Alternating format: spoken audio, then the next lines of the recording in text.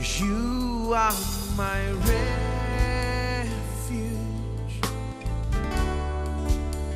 You are my fortress.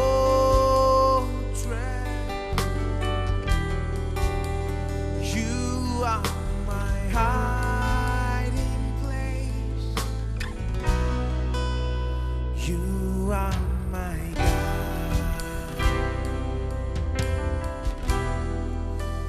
You are my refuge.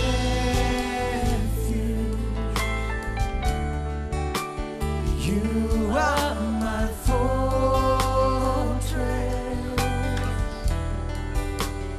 You are my hiding place. You are my God. And I will worship you with all of my heart. I will seek your face all through my life. I will serve you, Lord, with all that I am. Here I am. Oh, I will worship you with all of my heart. I will seek your face all through my life. I will serve you, Lord, with all that I am. Here I am. So here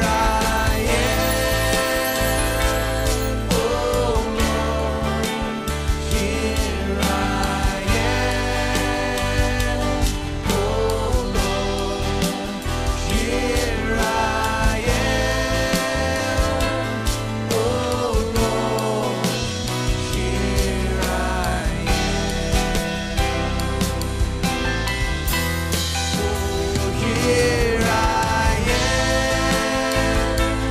oh Lord.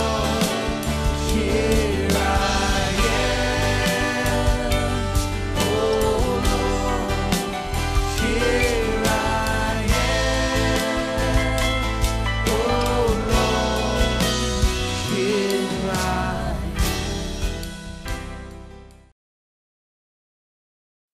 Romeo 3:22 अर्थात परमेश्वर की वो धार्मिकता जो मसीह यीशु पर विश्वास करने से सब विश्वास करने वालों के लिए है, क्योंकि कुछ भेद नहीं, इसलिए कि सबने पाप किया और परमेश्वर की महिमा से रहित है, परंतु उसके अनुग्रह से उस छुटकारे के द्वारा जो मसीह यीशु में धर्मी ठहराए जाते हैं, उससे परमेश्वर ने उसके लहू के कारण एक ऐसा प्रायश्चित ठहराया। अब इसे सुनिए, पापों से छुटकारे के लिए उसने धर्मी ठहराया है। चलिए पढ़ते हैं वचन 25 एम्पलीफाइड में से। उसे परमेश्वर ने उसके लहू के कारण एक ऐसा प्रायश्चित ठहराया जो विश्वास करने में कार्यकारी होता है, जो कि शुद्धिकरण और प्रायश्चित करने के लिए यहाँ पर बलिदान दिया जाता है, जिसे पाया जाता है विश्वास से। यह परमेश्वर की धार्मिकता प्रकट करता है कि जो पाप पहले किए गए और जिन पर परमेश्वर ने अपनी सहनशीलता के कारण ध्यान नहीं दिया, उसके विषय में वो अपनी धार्मिकता प्रकट करे, वरन इसी समय, यहां पर कहता है इसी समय, उसकी धार्मिकता प्रकट हो, जिससे वह आप ही धर्मी ठहरे, जो यीशु पर विश्वास करे उसका भी धर्मी ठहराने वाला हो। धर्मी ठहराकर धर्मी स्वीकार करता है, धर्मी ठहराकर हमें धर्मी स्वीकार करता है, जिसका यीशु में सच्चा विश्वास है। कितनों का यीशु में सच्चा विश्वास है? फिर बाइबल कहती है, प्रभु का वचन कहता है, परमेश्वर आपको धर्मी ठहराकर धर्मी स्वीकार करता है। इसलिए मुझे एम्पलीफाइड वर्जन बहुत पसंद है। ये बहुत ही सरलता से बताती है, वो आपको धर्मी ठहराकर आपको धर्मी स्वीकार करता है। याद रखें 2 कुरिन्थियों अध्याय 5:21, क्योंकि परमेश्वर ने उसे हमारे लिए पाप बनाया जो पाप से अज्ञात था। वो पाप नहीं जानता था, लेकिन परमेश्वर ने उसे हमारे लिए पाप बनाया कि हम परमेश्वर की धार्मिकता हो जाए। धार्मिकता, क्रूस पर यीशु पाप बना कि हम धार्मिकता हो जाएं।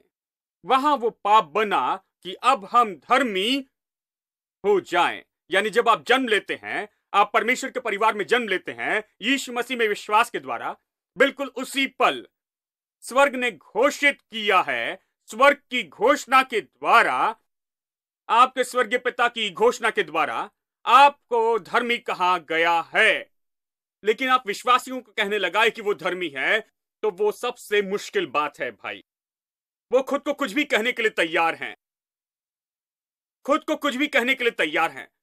प्रभु, मैं वो गधा हो जाऊं जो यीशु को यरूशलेम लेकर गया था। मैं गधा बनना चाहता हूं। अगर गधा कहे तो ठीक है। प्रभु, मैं धूल हो जाऊं, मैं कीड़ा हो जाऊं, मैं कुछ नहीं हो जाऊं, मैं बेकार हूं, कुछ भी नहीं। वो खुद को ये सब कहने के लिए तैयार है बहुत खुशी से, लेकिन वो खुद को वो नाम नहीं देना चाहते हैं जिससे स्वर्गीय पिता ने उनका आदर किया है, और वो नाम है आप धर्मी हैं। यह मुझे चकित करता है, लोग ऐसे क्यों हैं?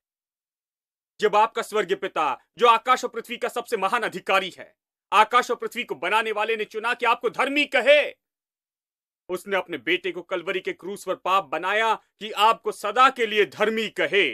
अगर उसने ये करना चाहा, तो आप रुक कर ये क्यों नहीं सोचते हैं कि हां, अगर मेरे स्वर्गीय पिता ने मुझे धर्मी नाम दिया है, तो फिर अब से मैं खुद को धर्मी कहूंगा। मैं अपना मुंह खोलकर खुद को कभी पापी नहीं कहूंगा, क्योंकि ये मेरा नाम नहीं है। मेरा नाम धर्मी है। मेरा नाम धर्मी है। सब लोग कहे मेरा नाम धर्मी है। हमें इसी तरह से कहा गया है। यह अद्भुत है। बहुत से लोगों को यह स्वीकार करने में समस्या है। आप धर्मी कैसे बने? आपने क्या किया? इसे कैसे पाया? मैंने कुछ नहीं किया, तो यह कैसे हुआ? मुझे पता नहीं। मेरे प्रभु, मैं पापी था। एक दिन पवित्र आत्मा मेरे पीछे आया, उसने मेरे अंदर काम करना शुरू किया, और फिर उसने मुझे मसीह के पास लाया। और देखो, अब देखो, मेरे लिए अद्भुत है कि मैं अपना दिल खोलता हूं और यीशु को उद्धार करता प्रभु स्वीकार करता हूं, तब मुझे पता चलता है कि मेरा नाम धर्मी है। अगर परमेश्वर मुझे धर्मी कहता है, अगर धर्मी परमेश्वर मुझे धर्मी कहता है, अगर परमेश्वर जो धर्मी है मुझे धर्मी स्वीकार करता है, जैसे वचन कहता है, तो मैं खुद को धर्मी स्वीकार करता हूं। हेलो, आप समझ रहे हैं ना? देखिए, आज बहुत से लोगों के जीवन में जो दुख है, वो इस कारण है कि वो खुद को धर्मी के रूप में स्वीकार नहीं करते। वो खुद को ऐसे स्वीकार नहीं करते। वो खुद को पसंद नहीं करते। ऐसे लोग हैं जो खुद को पसंद नहीं करते, खुद से नफरत करते। वो विश्वासी हैं, लेकिन उनके दिल में बहुत कम सत्य है। वो सत्य नहीं जानते। वो खुद को पसंद नहीं करते, नफरत करते, खुद को तुच्छ जानते। जिस दिन जन्मे उससे नफरत करते हैं। कहते मैं यहां क्यों हूं? ऐसा क्यों जी रहा हूं? मैं खुश नहीं हूं। मैं आपको बताऊं मेरे दोस्तों, आपके खुशी का जीवन उस पल शुरू होगा जब आप खुद को स्वीकार करेंगे, ये जानते हुए कि परमेश्वर ने आपको स्वीकार किया है। उस पल से आपकी खुशी शुरू होगी। ये दूसरी तरह से शुरू नहीं हो सकता। उस पर भरोसा रखना है। स्वर्गीय पिता पर भरोसा रखे और भरोसा करे कि आप धर्मी हैं, और प्रभु ने आपको धर्मी के रूप में स्वीकार किया है, और आप उसमें चले। आमीन। उन्होंने मेरा नाम सैमुअल चेलादोराई रखा। स्वर्ग ने मुझे धर्मी नाम दिया है। मेरा स्वर्ग का नाम मुझे बहुत पसंद है। यानी जब भी स्वर्ग तक जाता हूं तो कहता हूं, प्रभु, धर्मी जन यहां है। धर्मी सैम यहां है। मैं तेरी संतान हूं, याद है? तूने मुझे धर्मी ठहराया है। यह मेरा नाम है। मैं यहां हूं। मैं यहां भीख मांगने नहीं आया। मैं यहां हूं क्योंकि यह मेरा अधिकार और सौभाग्य है। मैं यहां हूं क्योंकि जानता हूं तू मेरी सुनता है। मैं यहां हूं क्योंकि जानता हूं तू मुझसे प्रेम करता है। मैं यहां हूं क्योंकि जानता हूं कि बाइबल कहती है कि उस प्रिय में मुझे स्वीकार किया गया है। इफिसियों अध्याय 1 में मैं जानता हूं कि तूने मुझे स्वीकार किया है। जब आप जानते हैं कि परमेश्वर ने आपको स्वीकार किया, तो कोई फर्क नहीं पड़ता कि कोई स्वीकार करे या ना करे। प्रभु ने आपको स्वीकार किया तो दूसरों ने आपको स्वीकार किया ना किया, कोई बड़ी बात नहीं है। इससे कोई फर्क नहीं पड़ता। देखिए, सब इस पर आधारित है, आपकी खुशी। आप बहुत से लोग जो है दुखी हैं क्योंकि लोग उन्हें स्वीकार नहीं करते। लोग आपको स्वीकार नहीं करते, इसके लिए इतने दुखी क्यों हैं? आज स्वीकार करेंगे, कल स्वीकार नहीं करेंगे, फिर स्वीकार करेंगे, फिर स्वीकार नहीं करेंगे। वो तो जेलीफिश है, उनके बारे में भूल जाएं। परमेश्वर कभी नहीं बदलता। वो कहता है, मैंने तुम्हें स्वीकार किया, और आज, कल और युगान युग वो कभी नहीं बदलेगा। अगर पूछे तो कहेगा मैंने तुम्हें स्वीकार किया है। यह आपको खुशी में और विश्वास में मजबूत करे। अब स्वर्ग ने घोषित किया। अब रोमियो अध्याय 4 वचन 1। इसलिए हम क्या कहें, हमारे शारीरिक पिता इब्राहिम को क्या प्राप्त हुआ? क्योंकि यदि इब्राहिम कामों से धर्मी ठहराया जाता तो उसे घमंड करने की जगह होती, परंतु परमेश्वर के निकट नहीं। देखिए कैसे बताता है। पौलुस धार्मिकता के बारे में कहता है इब्राहिम कैसे धर्मी ठहरा। अगर वो अपने कामों के द्वारा धर्मी ठहरा, अगर वो इतना अच्छा था और उसे ये मिला, अगर वो इतना अच्छा था इसलिए परमेश्वर का मित्र बना, वो इतना अच्छा था कि उसे आशीष मिली। मुझे गौर से सुनिए, बहुत से लोग अच्छा होने के लिए काम कर रहे हैं और उनके लिए परमेश्वर की कृपा पाना चाहते। अगर वो इतना अच्छा था कि इस कारण परमेश्वर की आशीष उस पर आई, तो उसके पास घमंड करने के लिए बहुत कुछ होता।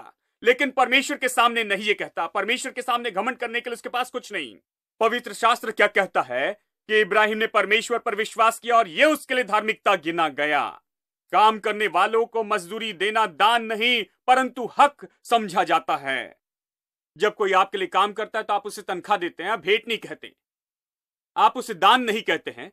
अगर आप ये कहे तो उसे गुस्सा आएगा, क्योंकि उसे जो मिला है उसके लिए उसने काम किया है। यानी आप उसके काम के लिए पैसा देते हैं। यानी अगर कोई काम करे तो ये कहता है धार्मिकता के बारे में, काम करने वालों की मजदूरी देना दान नहीं है परंतु हक समझा जाता है। परंतु जो काम नहीं करता वरन भक्तिहीन के धर्मी ठहराने वाले पर विश्वास करता है, उसका विश्वास उसके लिए धार्मिकता गिना जाता है। मुझे पसंद है।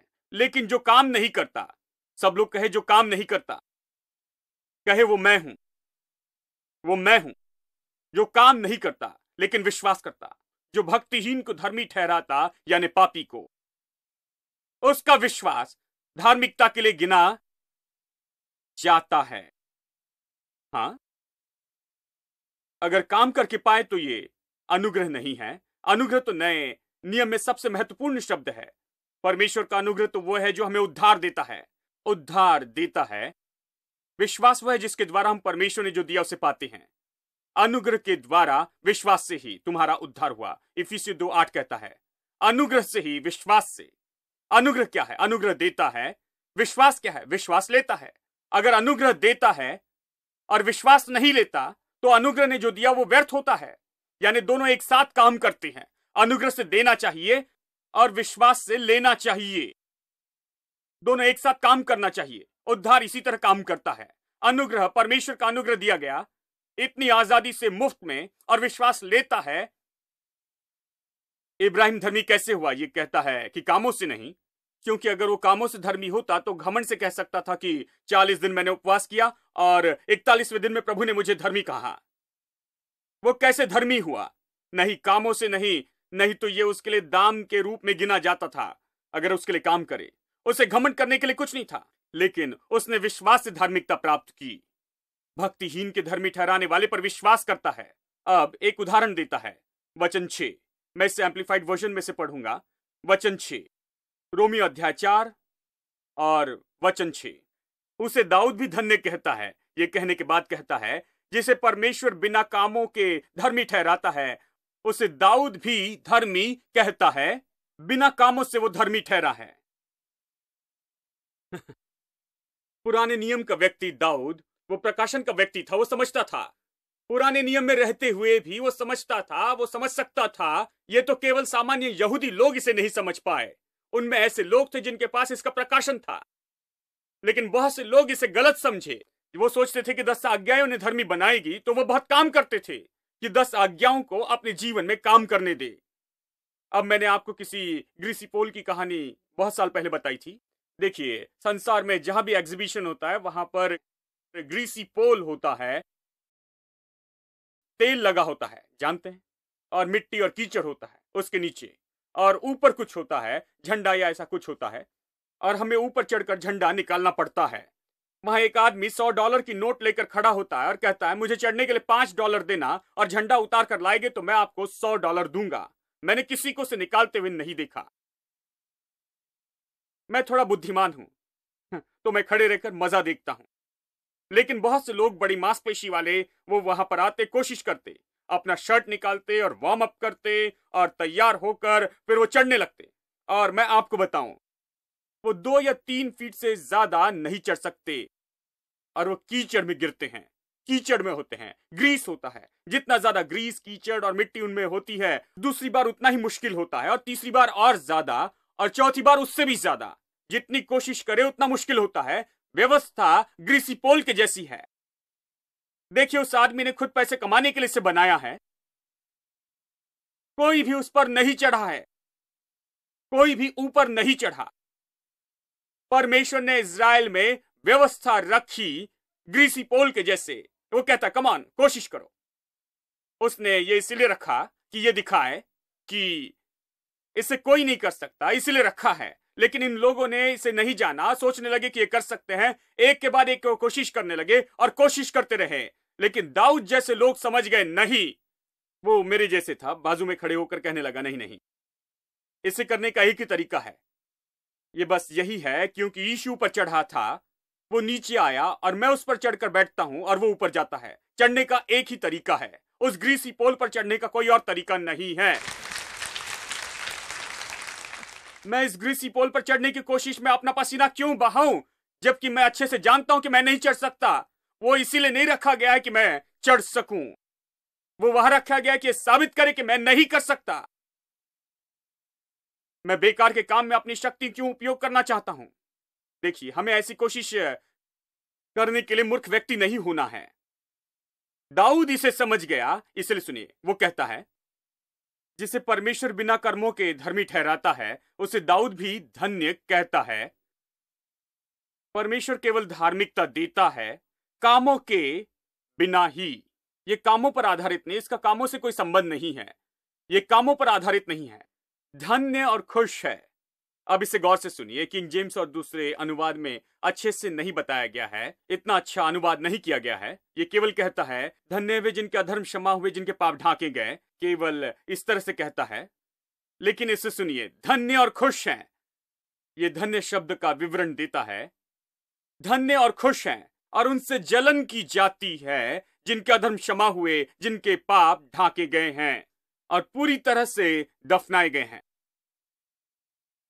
वो समझ गया था, पुराने नियम में व्यवस्था थी जो साबित करती थी कि वो पापी हैं, वो कुछ नहीं कर सकते थे, वो इसे नहीं कर सकते थे, वो इसके द्वारा धार्मिकता नहीं पा सकते थे। यानी जब उन्होंने जाना कि वो नहीं कर सकते, तो बलिदान आए। व्यवस्था और बलिदान, यानी पहले कदम व्यवस्था में जाते हैं और जानते हैं कि आप पापी हैं और इसे नहीं कर सकते हैं, और आप बलिदान में आते हैं और आप कहते हैं कि केवल बलिदान के द्वारा प्रभु के पास आ सकते हैं, केवल लहू बहाने से। और ये क्रूस पर लहू बहाने के बारे में, यीशु के बारे में कहता है। दाऊद इसे अच्छे से समझ गया और उसने कहा, धन्य और खुश और जलन किए जाने वाले हैं। मुझे अनुवाद पसंद है, जलन किए जाने वाले। आप जलन किए जाने के लिए है। क्यों आपसे जलन की जाएगी? आपसे जलन की जाएगी क्योंकि परमेश्वर आपको धार्मिकता देता है। मैं आपको बताऊं, ये लाखों रुपए से बढ़कर है। अगर आप इसे समझ ले तो कितने लाखों कमा सकते हैं, कोई समस्या नहीं होगी। आप जो चाहे पा सकते हैं, क्योंकि ये मास्टर की है हर चीज के लिए। ये आपके भरोसे के स्तर को इतना बढ़ाएगी कि आप विश्वास करेंगे कि आप परमेश्वर में कुछ भी कर सकते हैं। ये लाखों करोड़ों रुपए से बढ़कर है, और परमेश्वर ने आपके लेखे में धार्मिकता लिखी है, और वो कहता है कि आप धन्य हैं, खुश हैं और जलन किए जाने वाले व्यक्ति हैं। मैं आपसे कहता हूं कि जब तक दूसरे आपसे जलन न रखे, आप सच में नहीं जी रहे हैं। हेलो। सब कुछ बिल्कुल शांत है। आपको वो पसंद नहीं? ओ, मुझे इस तरह का जीवन पसंद नहीं भाई, सच में नहीं। आप इस तरह जीना तो शुरू करें। धन्य और खुश है और जलन किए जाने वाले हैं। जलन उस व्यक्ति से जिसका प्रभु लेखा न ले और उसके विरुद्ध में कुछ न जाने, कुछ भी न कहे, प्रभु से लेकर उस पर रखना नहीं चाहता। फिर वो कहता है, क्या खतना वालों ही के लिए है या खतना रहितों के लिए भी? खतना रहितों के लिए भी है क्या? क्या ये यहूदियों के लिए है या गैर यहूदियों के लिए भी है? हम ये कहते हैं, इब्राहिम के लिए उसका विश्वास धार्मिकता गिना गया। तो वो कैसे गिना गया? खतने की दशा में या बिना खतने की दशा में? क्या खतने के कारण ही वो इस योग्य हो सका है? नहीं, परंतु बिना खतने की दशा में। देखिए, खतना और जो व्यवस्था है, व्यवस्था तो बहुत बाद में आई। कितने लोग जानते हैं कि इब्राहिम व्यवस्था देने के पहले जीता था। बाइबल कहती है कि मूसा व्यवस्था से आई। परमेश्वर ने मूसा को व्यवस्था दी थी, जो इब्राहिम के सैकड़ों साल बाद आया था। इब्राहिम व्यवस्था के आने के सैकड़ों साल पहले जिया था और वो धर्मी बनाया गया। व्यवस्था के बिना धर्मी ठहराया गया। व्यवस्था के बिना या कामों के बिना वो धर्मी बनाया गया। उसी तरह से आप और मैं धर्मी बनाए गए हैं। बाइबल ये कहती है, ये जमा की गई। सब लोग कहे जमा की गई। मेरे प्रभु मुझे पसंद है। प्रभु कहता, मैं तुम्हें देता हूं। मैं तुम्हारे पाप नहीं गिनूंगा, तुम्हारे पाप नहीं देखूंगा, मैं उसकी ओर कोई ध्यान नहीं दूंगा। अब इब्राहिम के बारे में कुछ पल सोचिए। इब्राहिम मेरे लिए सबसे अद्भुत आदमी है पूरी बाइबल में। आपको क्या लगता है कि परमेश्वर ने इब्राहिम के पास जाकर उसे क्यों चुना? मैं सोचता हूं कि इब्राहिम का जो पड़ोसी था वो भी इब्राहिम जैसे ही भला था। हेलो, परमेश्वर ने इब्राहिम को क्यों चुना? कुछ लोग सोचते हैं कि इब्राहिम ने अक्सर उपवास और प्रार्थना की होगी। भाई, इब्राहिम शायद अच्छा व्यक्ति होगा। इब्राहिम परमेश्वर का भय मानने वाला होगा, इसलिए उसे चुना गया।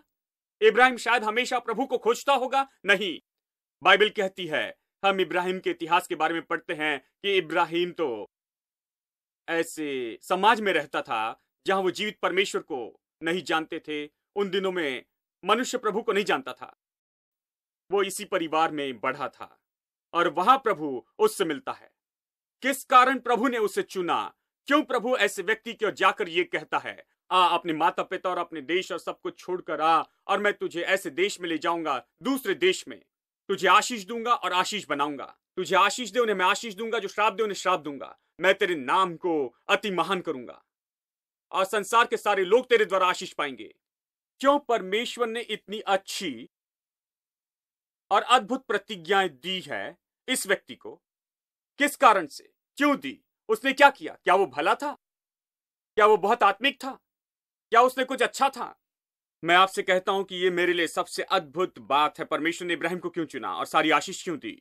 मैं कहता हूं कि केवल इसलिए परमेश्वर अपना प्रेम किसी को बताना चाहता था और उसके वंश को भी बताना चाहता था, और इसके द्वारा वो अपना प्रेम सारे संसार को दिखा सका, मनुष्य जाति को और हर मनुष्य को, कि प्रभु कितना प्रेम करता है। उसके बिना शर्त के प्रेम के कारण और मनुष्य की भलाई करने की इच्छा के कारण प्रभु आगे बढ़कर मनुष्य तक पहुंचता है और आशीष देता। और कोई कारण नहीं है। इब्राहिम में कोई भी विशेषता नहीं थी। इब्राहिम में ऐसा कुछ नहीं था जो प्रभु को पसंद आता था। आप बाइबल में कुछ नहीं देखते हैं जिसे परमेश्वर ने सही जाना कि वो और किसी के बजाय इब्राहिम को चुन ले। नहीं, उसने इसलिए चुना क्योंकि उसे एक मनुष्य चाहिए था, और ये एक मनुष्य था जिसे परमेश्वर ने चुना। बस यही। हेलो, प्रभु अपना प्रेम उस पर प्रकट करना चाहता था। प्रभु उसे महान बनाना चाहता था, केवल ऐसे ही। इसलिए इब्राहिम ने कभी नहीं मांगा, उसने प्रार्थना के निवेदन नहीं भेजे कि प्लीज सारा चर्च मेरे लिए प्रार्थना करे कि मैं महान हो जाऊं। नहीं, लेकिन प्रभु आकर कहता है, मैं तुझे महान बनाऊंगा। रुको एक मिनट, प्रभु मुझे महान क्यों बनाना चाहते हो? कोई बात नहीं, मैं तुम्हें महान बनाना चाहता हूं। मैंने महान होने के लिए ऐसा कुछ नहीं किया, मैं तुम्हें महान बनाऊंगा, कुछ भी हो। तुम्हें कैसे लगा? मैं तुम्हें महान बनाऊंगा। क्यों? क्योंकि प्रभु सारी आशीष लिए हैं जो मनुष्य के लिए रखी हैं, और लोगों के पास आकर कहना चाहता है, यहां ये है, क्या तुम इसे लेना चाहते हो? अगर लेना चाहते हो तो ले सकते हो। मुझ पर विश्वास करोगे तो ये ले सकते हो। अगर मुझे सुनोगे तो ले सकते हो। मेरे पास आओगे तो ले सकते हो। मैं तुम्हें बुला रहा हूं, ये तुम्हें दूंगा, ये सब तुम्हारा है। अगर तुम आकर इसे लोगे तो प्राप्त कर सकते हो। प्रभु ऐसे ही आता है। इसलिए नहीं कि इब्राहिम में कुछ खासियत थी। प्रभु उसके पास आकर उसे प्रेम कर आशीष देना चाहता था, क्योंकि वो सब मनुष्य से प्रेम करता है और एक मनुष्य को लेकर सारा प्रेम दिखाना चाहता है, ताकि सारे मनुष्य को दिखाए कि क्या कर सकता है। सारे मनुष्य जाने कि परमेश्वर क्या कर सकता है, और कोई खास कारण नहीं। आंग्रे क्राउच महान सिंगर ने बहुत साल पहले एक सुंदर गीत गाया था जो बहुत बहुत हिट हुआ था। वो कहते हैं, मुझे पता नहीं कि यीशु मुझसे क्यों प्यार करता है। यह अद्भुत सवाल है। ये सवाल हम सबके दिल में है। पता नहीं यीशु क्यों मेरी परवाह करता है। मुझे पता नहीं क्यों उसने मेरे लिए अपना जीवन दे दिया। ओ लेकिन मैं जानता हूं उसने ये किया है। बस यही, मुझे पता नहीं क्यों। आप पूछते हैं क्यों? आप ही क्यों? मुझे पता नहीं क्यों। क्या मैं विशेष हूं? क्या मैं दूसरे लोगों से बेहतर हूं? मैं कहूंगा नहीं, बिल्कुल दूसरों जैसे ही हूं। क्यों? केवल प्रभु का प्रेम है। ये परमेश्वर का महान प्रेम और तरस है और प्रेमी दया है जो लोगों तक पहुंचती है। और अगर मनुष्य विश्वास में प्रत्युत्तर दे, जब प्रभु आपके पास आए और आप प्रत्युत्तर दे, हां मैं इसे लेता हूं, विश्वास करता हूं, तो ये आपका है। बस यही। This is the season of Jubilee. This is the season of Jubilee. Singing and dancing for you and me. Singing and dancing for you and me. Thanking and praising because we're free. Thanking and praising because we're free. Oh, this is the year of Jubilee. Oh, this is the year of Jubilee. Put your hands together. Everybody praise the Lord. Put your hands together. Sing and shout and praise the Lord. Everything that was stolen shall be returned unto me. Mother, father, sister, brother, they will all go free. Everything that was stolen shall be returned unto me. Singing, dancing, praising, shouting, increase in victory.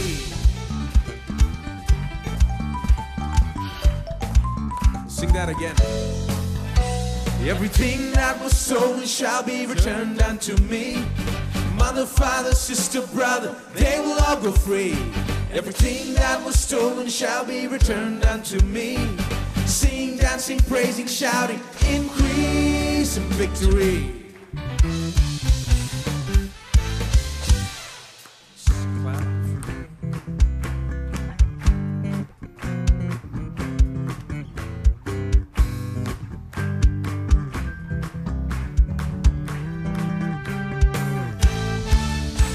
Everything that was stolen shall be returned unto me. Mother, father, sister, brother, they will all go free. Everything that was stolen shall be returned unto me. Singing, dancing, praising, shouting, increase in victory.